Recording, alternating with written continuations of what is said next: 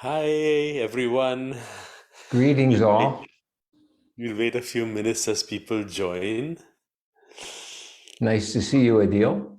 So lovely seeing you, Gary. So lovely seeing you. Hmm. I'm so glad that we're having an opportunity to connect in this way. Yeah, me too. In our very, very busy lives, we don't get much time together, and it's lovely to spend this time with you. Yeah. I was thinking about it, and it's been some 35 or 36 years since we met. Indeed, yeah, it has been. It has been a long time, and it's been a lovely time. We used to see each other regularly at conferences, but now they are all on a shelf or else never going to come back. I think the first time we met was at a Unity in Yoga conference. As you said, it was in the mid 1980s. That's right. Actually, we were three of us in one room. There was Gary, there was David Frawley, and myself. And we roomed together. There were two bunk beds on that side where David and you slept, and I slept on this side on my bed. And we talked. Sometimes we stayed up till a little bit later. Much later. Yeah, I was wondering if I could say it in Facebook Live, but it was like love at first sight. I felt a kindred spirit with you and with David right away. Very much so, yes. I remember that feeling of here is somebody I can respect in the yoga world because that was one of the first times when all these different yogas came together, wasn't it? Yeah. I think that what I noticed is the living relationship with the tradition. Like it wasn't just you were learning something, but it was alive in you, and it's clearly alive in David, and it feels very alive for me. And I think that's a different thing, that it's not just learning technique, but the tradition is a living tradition in you. And I just really respected that and felt, like I said, like a kindred spirit in like a yoga brother. Even though our training and our background was a little bit different, I felt totally one with you in relation to our understanding of yoga. Very much so, Gary. Actually, I felt that you were one of the people whom I could respect because you lived the yoga. Because I try to do that every day, right? I try to watch my words, my thoughts, my actions, my food, the way I treat other people, that's all part of yoga. So I felt that kindness of spirit that you have, and it really touched me. Mhm. Yeah. Beautiful.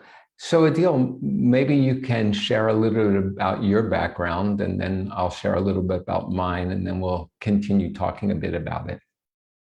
Lovely. I started with BKS Iyengar when I was in my mother's womb because my mother could not conceive. For 7 years, she couldn't conceive, and then she was also a lawyer.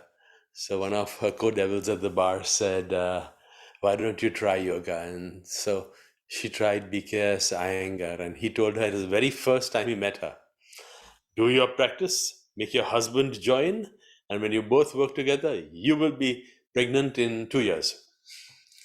And he was on the button. She got pregnant in 2 years, and that was myself. And I used to watch Guruji BKS Iyengar teach my parents, very small classes in those days, he was unknown. Teach my parents when I was about 3 years old because I used to go for art class and then come upstairs and sit and watch them. And then at 7, Guruji said, you can join now. He wouldn't allow people to do any practice before 7. He said the bones are not formed and the mind cannot think. So I joined at 7. And that was my beginning to asana and yoga. And then about 3 years later, we came across Sri Aurobindo. So the philosophy of yoga comes from Sri Aurobindo and the mother. And the asana part comes from that. And my religious background is Zoroastrian. Yes, So yeah, we are called the yes. Jews of India, and we actually are the ones who helped to grow Indian expertise in the world. Yeah. And now, Gary, tell us a little bit about you. Well, interesting. I started as a young child, interested in religion and religious traditions, and encountered Patanjali and Upanishads in 1973 when I was about 18. And in 1974, when I was 19, I was invited and I was in Krishnamacharya and Deskachar's house. So I met Krishnamacharya and Deskachar in 1974. And at that same time, I was enrolled in a course on Shaivite Siddhanta, which is a South Indian Shaivite tantric tradition at Madras University that was being led by a master named Deva Senapati. He was not just an academic and chairman of the religious studies department, but it was also a practitioner and a mystic. So I encountered Krishnamacharya and Deskachar and came from the perspective of a student of Patanjali and Vedas. And Krishnamacharya and Deskachar come from the Vaishnavite lineage while studying with Deva Senapati, who was a Shaivite master. So my exposure to yoga was not asana initially, it was philosophy and the living teachings of the ancients. And then, of course, I was a gymnast in high school, so asana, I picked it up and learned it. And so what I've appreciated also about you was that you had a broader background than just one sort of narrow focus like Sri Aurobindo I had heard of and knew about. So I was excited to hear that you were connected to Sri Aurobindo. And for me, it was, studying Krishnamacharya's lineage through his son Deskachar, but also Shaivite Siddhanta and my deep training in Buddhism, particularly Tibetan Buddhism. So I was coming from a perspective of world religious and interfaith dialogue. That actually makes sense, Gary, because that's how we were brought up in our family in India. We had Sai Baba, we had Sri Aurobindo, we had the mother, we had, of course, Zarathustra's picture, and we had Jesus' picture, and it was like we ecumenical. Yeah, exactly. Ecumenical. Yeah. There's Krishna, and there's of course Shiva, and all that. So it's a beautiful feeling that we are inclusive rather than exclusive. Yeah.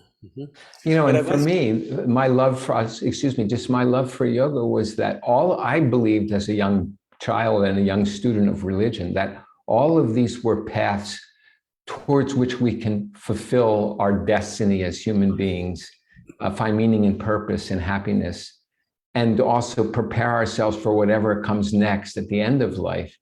But yoga offered a path of practice. So it wasn't just theoretical, but a path of practice to actualize the promise of any or all religious traditions.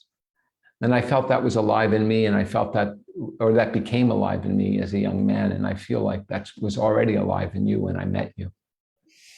There's definitely that whole focus on the end result. Yeah. And as they say, life is a preparation for death. But I'll tell a story because I remember this. We were on stage together. This is, I think, also at a Unity in Yoga conference. Yes, it was. Because there was another very famous teacher. There were 4 of us on stage. I can't remember who the 4th person was. But there's this lady by the name of Ruth, and we won't go into her last name. And we were all on stage together.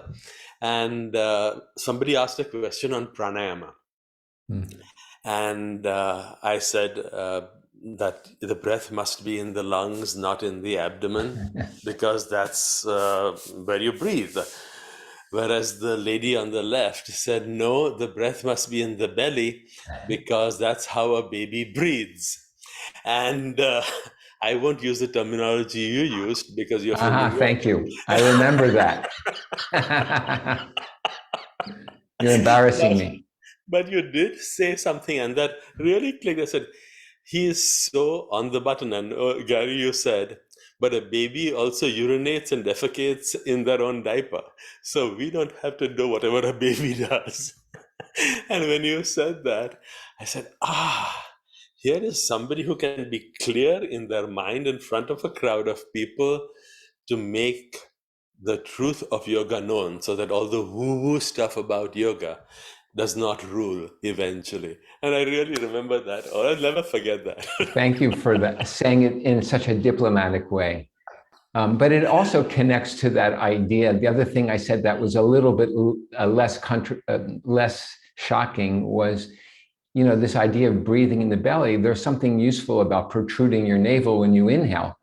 But I used to joke, if you're breathing in your belly, you don't have time to get to the emergency room. The air comes into the lungs and it does get all over your body through ventilation, perfusion, circulation, and diffusion, but it's certainly, you can't breathe in your big toe. So I think a lot of the yoga community has ideas that aren't grounded in accurate understanding either of Western anatomy and physiology or of the actual ancient teachings. Exactly. That is why it's important for people to learn from those of us who have spent time in these traditions and have actually dedicated our lives to the deeper reasons for the practice of yoga, as well as the physical practice itself. Yeah. I think that's why we want to do this workshop that's coming up. Yes, Gary? Yes, to share really the depth and breadth of the tradition, but also the purpose, the context of practice, why we should even do it. How is it going to serve us as we move down what I like to call the river of life, and which is leading inevitably to the ocean, where we'll merge back with source, however we understand it. To me, that's the real context and purpose of this practice. Exactly. So I'm looking forward to that. It's coming soon. I'll be so happy to share these teachings with you. Thank you for that. Same here.